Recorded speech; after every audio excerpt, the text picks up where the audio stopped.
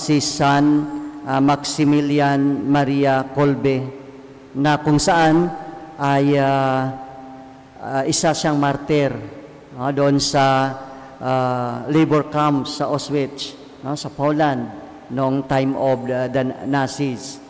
Siya ay inalay niya ang kanyang buhay upang mailigtas lamang ang isang pamilya, ang isang couple, mag-asawa.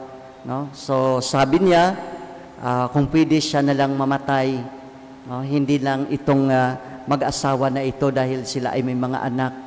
So makita natin talaga ang pagmamahal ni Maximilian Kolbe sa kanyang kapwa.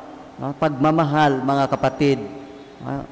Handa siyang ialay ang kanyang buhay kagaya ng kanyang Panginoong Hesukristo.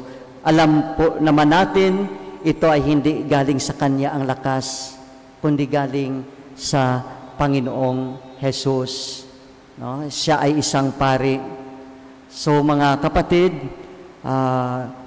yun rin ang pinapakita sa atin sa kapistahan na ito, na tayo ay tinatawag din mag-alay ng ating buhay, ng ating sarili, magmahal sa ating kapwa. Yan ang espiritu ng isang tunay na Kristiyano. At ngayon naman ay ipinagdiriwang din natin ang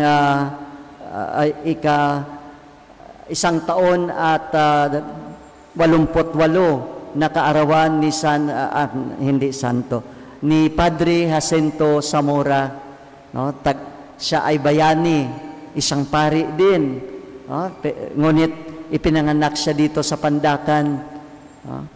At siya ay ganun din, mga kapatid. Nag-aalay din ng buhay para sa inang bayan, para sa katotohanan, para sa mga naaapi, para sa kalayaan. Mga kapatid, si Jesucristo, San